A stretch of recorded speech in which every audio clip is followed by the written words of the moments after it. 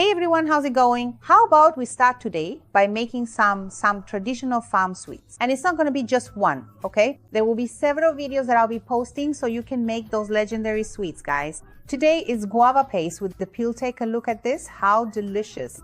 And you'll be able to make it at home with this recipe because it's easy to make, super simple. Sometimes we don't make it because we think it's too hard or takes too long, but think about the experience you have making this, serving it to your kids or your family, and being able to say, I made this myself. That's right. The recipe will be down below in the video description. I always ask you to like, share, and follow us on this channel too, because it really helps a lot. I'm going to go over these ingredients, which are super simple, okay? Sometimes you already have it if you have a backyard. Maybe you have a red guava tree, right? Which makes it tastier, and the color, right, is just wonderful. So that's what you're gonna do. Start thinking about that guava hanging on the tree, or if not, it's so easy to buy one too, right? Let's get to the recipe. If you're already wondering, but can I make it with white guava? Guys, you can, but it doesn't have the color, right? It turns out weird, doesn't it? Use red guava because, let me tell you, the smell here is amazing. Here's what you're going to do. Pick the ripest guavas. It's fine. You make sure they're already washed, okay? So I'm gonna cut off this top part here and the bottom part as well. And then if there's a problem here on the peel, why don't you peel it, right guys? What are you going to do? Guava paste, so don't peel it off, right? Only if there's a little problem like that. Look, if you don't have it, that's fine. You're gonna do it like this, you're gonna cut it, and then with a spoon, we're gonna take out all of the core. This is the care we need to take, guys. Look, the key is this. It's to remove the seeds without taking out all the guava pulp. So if you took out a little too much, just scrape it back in, okay? So you don't lose all of its pulp. It's just the seeds that we need to remove, and don't throw them away because I'm going to use these seeds in another way here. Take everything out. Really take it all out, guys, because if you bite into one of these without expecting it, you could even break a tooth, right? There you go. Once you've removed them, wash it well, and this is how it should look. I already have the pulp from all of them. I'm going to use 2 kilos of red guava, okay? After they're all cleaned and washed, now it's time to cut them. We're not gonna peel the guavas, okay, guys? Just cut them, and we're not going to blend them in a blender, food processor, or anything like that. These are going to have to cook. Cut everything up, and I'll show you in a moment, since it's 2 kilos of guava. And look at this, they're super ripe. This size is perfect because they'll melt down and maybe even leave a few chunks, but that's no problem, okay? Once everything is ready, I have 2 kilos here.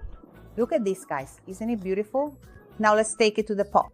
You won't lose any of this pulp here. So I'm gonna blend it in the blender with 400 milliliters of water. And we'll use the liquid that we need. You'll need a little bit of liquid to make the sweet. And that's exactly what we're going to add, okay? 400 milliliters of water, blend it, and then we'll strain it.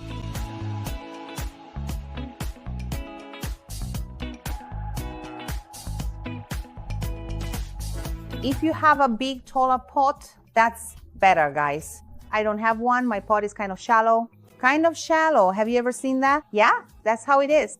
But I'm gonna use it because it's gonna splatter. So if your pot is a bit taller, that's even better, all right? So I'm going to put the chopped guava in here and strain that liquid, look, see? But all the seeds will come out, so we even make use of the guava pulp, right? Straining it is important. Oh, and don't press it too hard, okay, folks? So you don't break the seeds. I just wanna get this pulp out, see? The seeds stay behind because I'm not gonna use them. Look at this. The tip is not to add the sugar yet. I'm gonna cook it first until it gets really soft, because if I add all the sugar, guys, it'll start to splatter, and that's not good, okay? While it's cooking, I'll tell you how much sugar I'll need for 2 kilos. Now, from time to time, you come over here and stir it. There's no sugar, there's nothing in here yet, folks. Later on, I'll add sugar and LA and lemon juice, but I'm gonna let it cook really well so it doesn't splatter and you don't end up burning yourself, okay? In a bit, I'll show you the right consistency. It's still too firm. Half an hour later, the heat is on medium-low, guys. Don't cook it on high heat, okay? Look, the pieces are still pretty big. If needed, you can add another 200 milliliters of water because I want to cook all our guava first before adding the sugar. I'm going to let it cook a little longer. It's already been half an hour, and soon I'll tell you how much more time it needs. It's been 45 minutes now, folks. Look, it's really well cooked. Now it's time to add the sugar, okay? I have 600 grams of sugar for 2 kilos of chopped guava, all right? So I'm adding the sugar now, and along with the sugar, I'm also going to add the juice of 2 lemons. So adding it now, and now it's on medium-low heat. Okay, guys? I'm going to stir it well because you'll see that the lemon will give it a different color. The lemon and the sugar will make it much redder. Now just keep stirring and continue cooking. I think it'll take about another half hour. I'm keeping track of the time and I'll show you soon. Look how beautiful it's getting. The color changed, right? Gorgeous, guys. Medium-low heat. Keep stirring it from time to time. Look. It's been 20 minutes since I started cooking here with the sugar, okay guys? Because in total, overall, it's already been an hour between cooking the guava without sugar and with sugar. But it's still far from ready, so I'll keep stirring it little by little. Medium-low heat, and keep going because there's still a long way to go, okay? Look, it's already been 40 minutes cooking with the sugar. So it was 40 minutes cooking just the guava, and then another 40 minutes with the sugar. So it's already been more than an hour and a half here, right guys, that I've been stirring. It's reduced a lot, there's no more liquid, but I'm going to let it go a little long. It started to come away from the bottom of the pan. Look at this, little pieces of guava, how delicious, guys. Look at this. I'm gonna let it cook a little longer so it gets even more look. Its color is such a beautiful red, and that's how it's going to be. But I'm going to stir, let it go a bit longer. The sweet is ready, look. Here it's already coming off the bottom of the pan, guys. Look at this, it looks like brigadeiro, right? I'm even going to lower the heat here. And then when you stir, you can already see, look how it comes off. Perfect, and look how it falls. Now, let me say something. If you're working with it and notice there are a lot of big chunks of guava paste, just use a hand blender quickly. I did that. There are still some pieces, but that's okay. It's better now, see? It turned out beautiful, huh? I'm gonna take it out of here now, let it cool just a little, and then I'll put it in the mold. Guys, while looking for a little mold, I found this one here, but you can use whatever mold you want, okay? I put a little piece of plastic inside, which makes it much easier. I used plastic wrap 3 layers, one inside the other, so that later it comes out easily. Now I'm going to put all the sweet mixture in here. Since it's really hot, look guys, just look at the texture of this sweet, see? It's hot, so I'm adding it like this, which is easier for me, okay? Once it gets right up to the top, we'll see how much it made.